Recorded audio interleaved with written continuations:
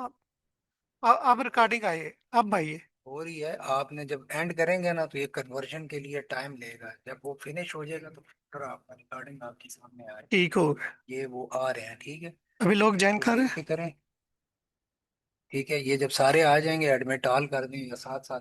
ठीक हो। क्या ये बात।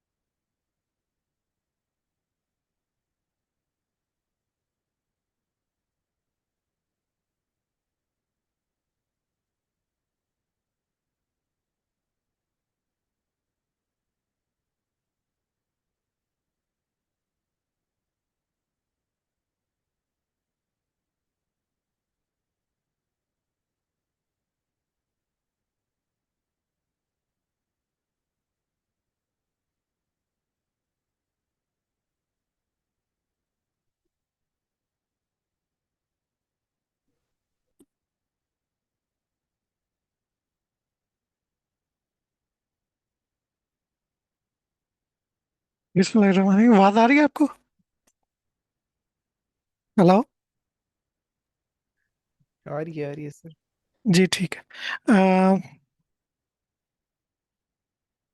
इस वीक में अभी हमने वीक 6 को रिवाइज किया, तो वीक 7 में हम जो है ट्रांसफर लर्निंग और फाइन ट्यूनिंग, डीप लर्निंग से रिलेटेड ही कंसेप्ट हैं, इनको थोड़ा देख लेते हैं।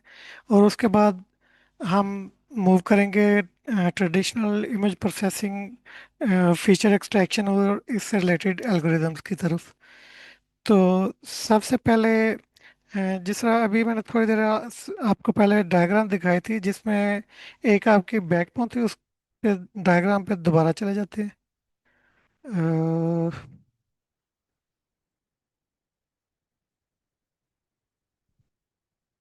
ये इसमें आप क्या करते हैं कि ट्रांसफर लर्निंग में आप लेट से कि आपका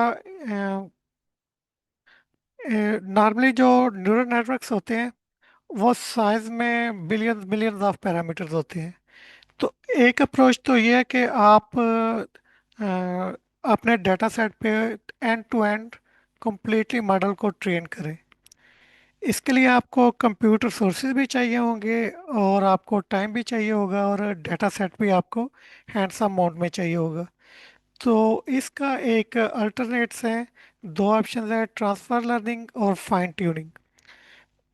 इनको हम वन बाय वन स्टडी करते हैं।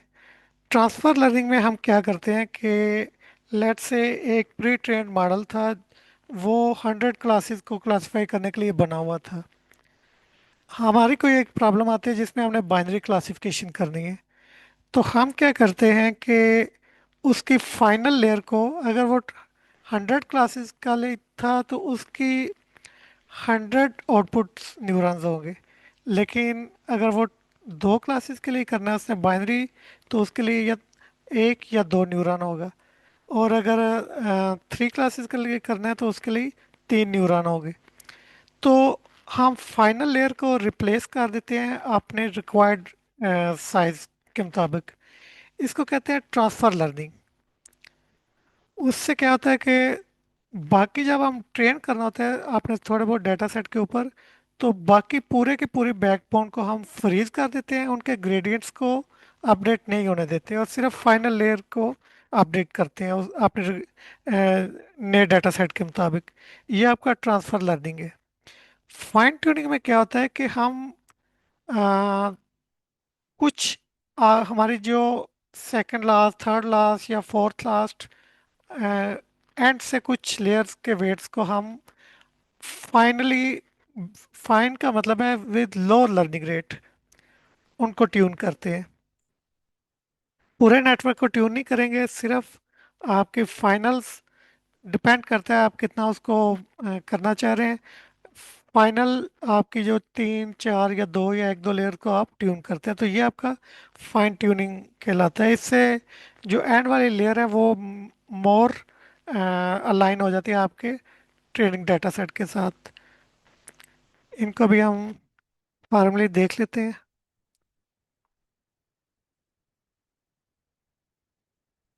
ये लेट्स से कि ट्रांसफर लर्निंग है, आपको ने कैट को क्लासिफाई करने के लिए एक नेटवर्क बनाया हुआ था। अब आपने डॉग को क्लासिफाई करना है या कोई और आप इससे रिलेटेड आपने टास्क परफॉर्म करना है, तो आप सिर्फ फाइनल लेयर को रिप्लेस करेंगे।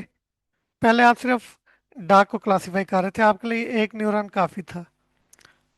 अभी आपने कैट को क्लासिफाई कर रहे थे, सिंगल न्यूरॉन था। अब आप चाहते हैं कैट भी और डॉग भी क्लासिफाई करें, तो आप फाइनल में लेयर को रिप्लेस कर देंगे सिंगल लेयर से टू लेयर की तरफ। ये आपकी ट्रांसफर लर्निंग है। बैकबोन आपकी फीचर एक्सट्रैक्शन वाला पार्ट एज इट इज रहेगा, लेकिन फाइन ट्यूनिंग में क्या होगा कि आप जो फीचर एक्सट्रैक्शन वाला पार्ट है उसको माइनर, मतलब बहुत ज़्यादा नहीं, बहुत कम लर्निंग रेट से सिर्फ जो फाइनल टू और थ्री लेयर्स होंगे उनको आप ऑप्टिमाइज करेंगे अपने डाटा सेट के मुताबिक। ये दो रिलेटेड कंसेप्ट थे, इनका आपका बहुत ज़्यादा असाइनमेंट्स में इसकी बहुत ज़्यादा एप्लीकेशन है, इसलिए इनको मैंने थोड़ा सा आपको बता दिया कि आप जो भी काम करेंगे स्पेशली सेमेस्टर प्रोजेक्ट के वाले से, तो उसमें आपको ये टास्क की परफॉर्म प्री ट्रेन मॉडल आपके एंड टू एंड ट्रेन करना मुश्किल होंगे। सिर्फ आपको प्री ट्रेन मॉडल ही आमतौर पे मोस्ट ऑफ द टाइम आप प्री ट्रेन मॉडल ही यूज़ कर रहे होंगे। तो ये रिलेटेड कंसेप्ट है, इसलिए इनका आपको ओवरव्यू दे दिया। अब हमारा टॉपिक आ जाता है क्लासिकल जो कंप्यूटर विजन इमेज प्रोसेसिंग से रिलेटेड। अभी तक हमने स्टडी किया था कि सिंपल एजेस किस तरह परफॉर्म करते हैं, किस तरह हमने डिटेक्ट करने होते हैं, और इमेज को शार्प किस तरह करना है, ब्लर किस तरह करना है। ये बेसिक कुछ हमने इमेज प्रोसेसिंग के टास्क देखे थे। इसके अलावा जितने भी आपने कंप्यूटर विजन में डिफरेंट टास्क परफॉर्म करना था, तो उसके लिए आपके पास इमेज फीचर्स होना लाजमी है। उन फीचर्स को आप यूज़ करके तो डिफरेंट टास्क परफॉर्म करेंगे। फीचर्स क्या होते हैं? फीचर्स क्या है कि कुछ की पॉइंट्स इमेज के हैं, चाहे इमेज को आप रोटेट करें, एनलार्ज करें, स्क्वीज करें, उसको मॉर्फोलॉजिकल ऑपरेशन परफॉर्म करें, फीचर्स आपके इंटैक्ट रहते हैं। तो एक फीचर बेसिक आपका कॉर्नर्स हो सकता है, इसके अलावा भी डिफरेंट फीचर्स हैं, इनको हम आगे स्टडी करते हैं वन बाय वन। होते क्या है, उनको हमने एक्सट्रैक्ट किस तरह करना है। इसकी इम्पोर्टेंस को समझने के लिए हम सिंपल टेम्पलेट मैचिंग से स्टार्ट करेंगे। टेम्पलेट मैचिंग का मकसद है कि हमारे पास कुछ एक रेफरेंस इमेज होगा, हमने फाइंड करना होगा कि क्या वो इमेज में प्रेजेंट है या नहीं है। तो ये एक सिंपल एक टाइप प्रॉब्लम है, इसको हम इससे हम स्टार्ट करेंगे, फिर इसकी लिमिटेशन देखेंगे और फिर देखेंगे कि इमेज फीचर्स इसको किस तरह इस तरह के प्रॉब्लम्स को रिजॉल्व करते हैं। तो उस सिलसिले में हम डिफरेंट एल्गोरिदम्स को स्टडी करेंगे। हैरिस कार्नेट डिटेक्टर है, स्विफ्ट फीचर एक्सट्रैक्शन के डिफरेंट एल्गोरिदम है। One of the most important currently भी जो यूज़ हो रहा है वो स्विफ्ट है। और भी हैं, for the sake of time हम स्विफ्ट पे फोकस करेंगे। और ये काइंड ऑफ डिफेक्टो कह लें कि विद इमेज फीचर एक्सट्रैक्शन के लिए बहुत ज़्यादा यूज़ हो रहा था, इसको हम आज स्टडी करेंगे। इसके अलावा रेंजिक एल्गोरिदम है, उसको हम स्टडी करेंगे। और उसको यूज़ करते हुए इमेज क्लासिफिकेशन, इमेज फीचर्स को यूज़ करते हुए इमेज क्लासिफिकेशन किस तरह परफॉर्म करनी है वो हम स्टडी करेंगे। और एंड पे हम एक इससे रिलेटेड एक मॉडल है बैग ऑफ विजुअल वर्ड्स, इसको हम एंड पे स्टडी करेंगे। तो स्टार्ट हम करते हैं टेम्पलेट मैचिंग से। एक नाइव अप्रोच है, हम एक टेम्पलेट ले लेते हैं, उसको हमें करना है, फाइंड करना है कि ये इमेज में प्रेजेंट है या नहीं है। तो उसके लिए हम क्या करेंगे, लेट्स से कि ये एक आपके पास इनपुट इमेज है, हमने वी को सर्च करना है या एरोप्लेन को इसमें सर्च करना है। तो हम क्या करते हैं कि जैसा कन्वोल्यूशन का आपने ऑपरेशन स्टडी की है, इससे मिलती जुलती चीज़ है कि हम टेम्पलेट को टॉप लेफ्ट से बॉटम के राइट की तरफ जिस तरह कन्वोल्यूशन में फिल्टर को ट्रेवर्स करते थे, इसी तरह हम इसको ट्रेवर्स करेंगे और देखेंगे कि किस पॉइंट पे ये ज़्यादा मैच कर रहे हैं। जिस पॉइंट पे ये सर जी जी, हेलो। स्टूडेंट वेट कर रहे हैं। अच्छा, उन्हें स्टूडेंट क्या वेट कर रहे हैं। जल्दी ज्वाइन कर लिया करें।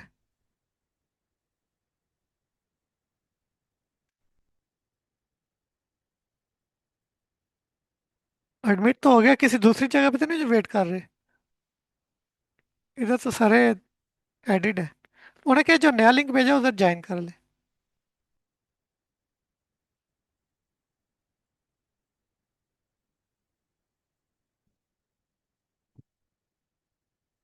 इधर तो मेरे पास स्क्रीन पे आप देख ले, सारे आ रहे हैं। कोई इनविटेशन आई नहीं हुई।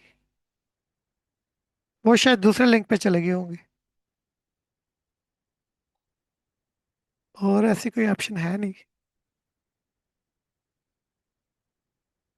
हाँ यही है। वो और दूसरे लिंक पे होंगे। उन्हें क्या, इधर आ जाए। तो टेम्पलेट मैचिंग में हम क्या करेंगे? सिंपल कन्वोल्यूशन की तरह बहुत डिटेल में स्टडी किया हुआ है। इसमें हमने हर पॉइंट पे देखते हैं कि इनपुट और आउटपुट में, इनपुट आपकी कह लें कि टेम्पलेट है, और उस लोकेशन जिस पे हमने रखा है उसमें और इसमें कितना डिफरेंस है, उसके लिए ये फार्मूला स्क्रीन में दिया हुआ है। ये आपकी फिगर है, टेम्पलेट, और ये आपका टारगेट है जहाँ पे आपने सर्च करना है। तो आप टेम्पलेट को एंड टू एंड मूव करेंगे, डिफरेंस कैलकुलेट करेंगे, जिस पॉइंट पे डिफरेंस मिनिमम होगा हम कहेंगे इस पॉइंट पे ये वाला पर्टिकुलर ऑब्जेक्ट प्रेजेंट है। ये सिंपल इसका मैकेनिज्म है। लेट्स से ये बहुत सिंपल आपको एक एग्जांपल दी है, लेकिन अ, ये क्या कर रहा है कि क्रॉसपॉन्डिंग पिक्सल्स को मल्टीप्लाई करता है और देखता है कि जहाँ अगर आपको सिंपल एग्जांपल दूं 8 और 4 की, तो 8 और 2 की तो ये डिफरेंट है, इनका प्रोडक्ट 16 आएगा। लेकिन 6 और 4 को अगर मल्टीप्लाई करें तो आपके पास 24 आएगा, ये प्रोडक्ट ज़्यादा है। या 6 को 6 से मल्टीप्लाई करें तो 36 आएगा। जितने वो क्लोज होंगे, जितना मैच कर रहा होगा प्रोडक्ट, उतना ही होगा। लेकिन इसकी एक लिमिटेशन है कि अगर एक पॉइंट पे पिक्सल्स की वैल्यू ऑलरेडी बहुत हाई है, तो चाहे वो मैच नहीं भी कर रहा, तो तब भी आपके पास जो प्रोडक्ट की वैल्यू है, कन्वोल्यूशन में भी आपको याद होगा मल्टीप्लाई करते थे, तो मल्टीप्लिकेशन की वैल्यू आपके पास उस टाइम भी बहुत हाई आ जाएगी। तो ये एक इसकी लिमिटेशन है। इसको टैकल करने के लिए हम क्या करते हैं कि आउटपुट जो इनपुट आपके पास प्रोडक्ट आता है, इसको नॉर्मलाइज करते हैं। नॉर्मलाइजेशन का क्या तरीका है कि उन सारे पिक्सल्स को जितने भी उस रीजन में हैं, जिनको हम मैच करना चाह रहे हैं, उनका स्केयर लेके उनको अंडर रूट से डिवाइड करके, अंडर रूट लेके उसको कंप्लीट जो हमारे पास आउटपुट आ रही होती है उससे डिवाइड करते हैं। तो उससे जो आपके इस तरह के पीक के इफेक्ट है ना, जिस तरह सीक है, तो ये वाला इफेक्ट मिटिगेट हो जाता है नॉर्मलाइजेशन से। ये नॉर्म इसका सिंपल कोड दिया हुआ है, इसको आप रन करके स्टडी करके देख सकते हैं। और ये इसके इस तरह की कुछ आउटपुट्स आएंगी। अब ये एक सिंपल एक बहुत टाई लेवल का एल्गोरिथम है। इसमें अगर आपका कुछ ऑब्जेक्ट रोटेट हुआ है या साइज कम है, जिस तरह आप इमेज में देख सकते हैं कि 8 के नीचे ये डायमंड बना हुआ है, ये मैच नहीं किया, ये भी मैच नहीं किया। हालांकि ये एक जैसे थे, लेकिन वो साइज डिफरेंट था तो उसने मैच नहीं किया। तो ये एक इसकी लिमिटेशन है सिंपल टेम्पलेट मैचिंग की। तो उसके लिए, उसको मिटिगेशन करने के लिए डिफरेंट एल्गोरिदम प्रपोज किए गए। उनको हम वन बाय वन स्टडी करेंगे। और बेसिकली क्या करते हैं, फीचर्स हमने एक्सट्रैक्ट करने होते हैं, फीचर्स को किस तरह हमने रिप्रेजेंट करना होता है, और उन फीचर्स को हम यूज़ करके डिफरेंट मशीन लर्निंग या डीप लर्निंग एल्गोरिथम को पास करते हैं। और अच्छा, ये एक मैं की पॉइंट बता दूं, मशीन लर्निंग जब तक थी तो ये फीचर्स हम उसको पास करते थे मशीन लर्निंग के एल्गोरिदम्स को। अब जब डीप लर्निंग आ गई हुई है तो ये फीचर एक्सट्रैक्शन का most of the time, 99% of the time feature extraction का काम आपका डीप न्यूरल नेटवर्क कर देता है। तो आप कहेंगे कि ये फिर स्टडी क्यों कर रहे हैं? आपको बेसिक इन चीज़ों का आइडिया होना चाहिए कि बैकग्राउंड पे चीज़ें काम किस तरह कर रही हैं। तो इन एल्गोरिदम्स, कुछ एल्गोरिदम जिस तरह एब्सोल्यूट हो गए हुए हैं, लेकिन आपके फाउंडेशन बिल्डिंग के लिए समझने ज़रूरी है। और जिस तरह मैंने स्विफ्ट बताया है, तो कुछ एल्गोरिदम आज भी यूज़ हो रहे हैं। जिस तरह के स्विफ्ट आई थिंक कोई 25-30 साल पहले आया था, लेकिन जितने भी डीप लर्निंग मशीन लर्निंग के एडवांसमेंट हो गए, अभी भी ये आपका स्विफ्ट और इस तरह के एल्गोरिदम यूज़ हो रहे हैं। तो इसलिए इनका स्टडी करना ज़रूरी है। तो इमेज फीचर्स पे आ जाते हैं। अभी जिस तरह सिंपल टेम्पलेट मैचिंग की अभी हमने बात की, अगर हमें इसका लेफ्ट साइड पे इमेज को सर्च करना है और वो हम स्कोर कैलकुलेट करें, तो हमारे पास राइट साइड पे इस तरह की इमेज आ जाती है। तो हमें नहीं पता चलता, जिस तरह वो इसके एग्जांपल में तो एक पॉइंट आया था ना, ये हम किंग को मैच कर रहे थे, हमारे पास एक एक प्रोमिनेंट डाट आ गया। ये भी दूसरे पॉइंट्स पे भी काफ़ी वाइट है, लेकिन एक जगह पे काफ़ी हाईलाइट कर रहा है जहाँ वो मैच कर रहा है। आप अगेन इधर देखें, जहाँ वो उसके 180 डिग्री है, उधर भी वो उतना मैच नहीं किया। तो ये इस तरह की इसकी कुछ लिमिटेशन है। तो इधर हम मैच कर रहे हैं, बहुत ज़्यादा हमारे पास आउटपुट आ रहे हैं, ये हमारे रिक्वायरमेंट को उस तरह मीट नहीं कर रहे। इसके लिए हमें क्या चाहिए होता है? अब ये देखें, इसमें ये ऑब्जेक्ट इस दरख्त पे है, तो सिंपल टेम्पलेट मैचिंग तो कभी भी इसको नहीं पकड़ सकेगा। इसके अलावा आपके वेरिएबिलिटी है, डिफॉर्मेशन आ जाती है,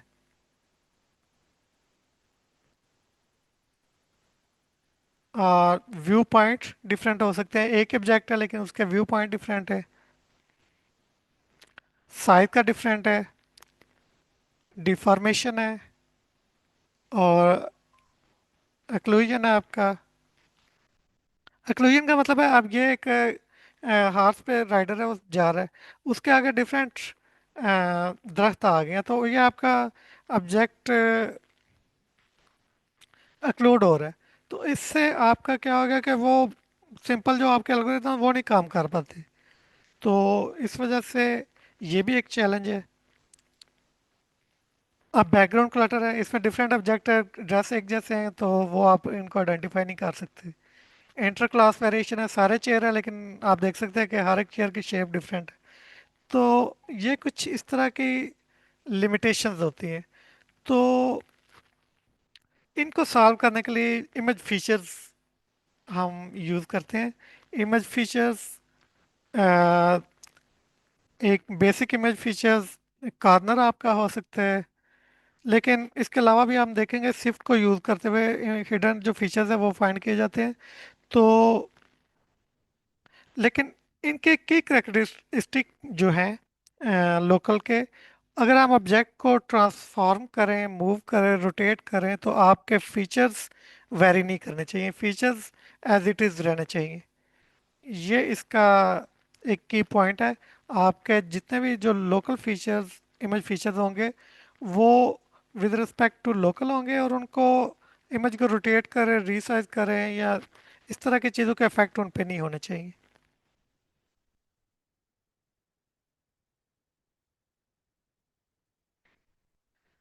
फीचर्स को हम बेसिकली फीचर्स को यूज़ करने के सबसे पहले डिटेक्शन है, उनको आइडेंटिफाई करना। उसके बाद आपने डिस्क्रिप्शन उसके करना कि हमने आइडेंटिफाई कर लिया इस पॉइंट पे फीचर्स हैं। अब उसको एल्गोरिथम्स को हमने पास करना है, तो उसको किसी तरीके से रिप्रेजेंट करना, डिस्क्राइब करना, ये डिस्क्रिप्शन है। और फिर मैचिंग करना, कि कौन सा फीचर किससे मैच कर रहा है, या उस फीचर्स को यूज़ करना, ये थर्ड स्टेप होता है। मतलब 3 स्टेप हो गया, आपने आइडेंटिफाई करना है, फिर उसको डिस्क्राइब करना है, फिर उसको यूज़ करना है। जैसा कि दो इमेजेस हैं आपके, लेफ्ट और राइट, ये डिफरेंट व्यू पॉइंट से लिए गए हैं। तो अगर फीचर्स हम डिटेक्ट करें तो ये वाली पीक इस पीक से मैच करना चाहिए, ये वाला फीचर इस पॉइंट का फीचर इससे मैच करना चाहिए, इस पॉइंट का फीचर इससे मैच करना चाहिए। अभी हम क्या करेंगे, फीचर्स आइडेंटिफाई करेंगे, उन फीचर्स को यूज करते हुए हम इमेज को रोटेट भी कर सकते हैं, डिफरेंट ऑपरेशन परफॉर्म करते हैं। जिस तरह आपने देखा होगा पैनोरामा शॉट आप लेते हैं मोबाइल फ़ोन से, तो वो बेसिकली बहुत ज़्यादा कंजेक्टिव फ्रेम्स आप कैप्चर करते हैं, और हर फ्रेम से की पॉइंट आप एक्सट्रैक्ट करते हैं, और उन की पॉइंट के बेस पे आप डिफरेंट इमेजेस को आपस में स्टिच कर लेते हैं, तो आपका पैनोरामा शॉट आ जाता है। इससे मिलती जुलती आपके एक असाइनमेंट होगी जिसमें आपने इमेजेस को स्टिच करना होता है, तो इसको भी हम देखेंगे। लेकिन सर, इनके जो फीचर्स के की पॉइंट्स हैं उनको ज़रा दोबारा रिपीट कर लेते हैं। रिपीटेबिलिटी, मतलब इमेज को रिपीट करें, वो रोटेट करें, एनलार्ज करें, वो हर दफ़ा जब हम दोबारा एल्गोरिथम रन करें तो वो इमेज फीचर्स आने चाहिए, हर दफ़ा नए नहीं आने चाहिए। इसके अलावा सैलियंसी, कुछ फीचर्स होने चाहिए, यानी कि हर पिक्सल ही फीचर के तौर पर प्रेजेंट हो रहा है, और compactness and efficiency lower in number होना चाहिए, और आ, कम एरिया में होना चाहिए इसको, यानी कि एक फीचर पूरे का पूरे इमेज को ही ऑक्यूपाई कर रहे हैं। इसके अलावा डिफरेंट ज्योमेट्रिक ट्रांसफॉर्मेशन है, ये है जब हम इमेज फॉर्मेशन स्टडी करेंगे तो ज्योमेट्रिक ट्रांसफॉर्मेशन को मजीद डिटेल में स्टडी करेंगे, तो डिफरेंट ज्योमेट्रिक ट्रांसफॉर्मेशन पे इनका इफेक्ट नहीं होना चाहिए, इनवेरियंस का मतलब है। इसके अलावा अगर लाइट वगैरह चेंज होती है तो इनको चेंज नहीं होना चाहिए, जो फीचर कम लाइट में आए हैं हाई लाइट में वही फीचर आने चाहिए।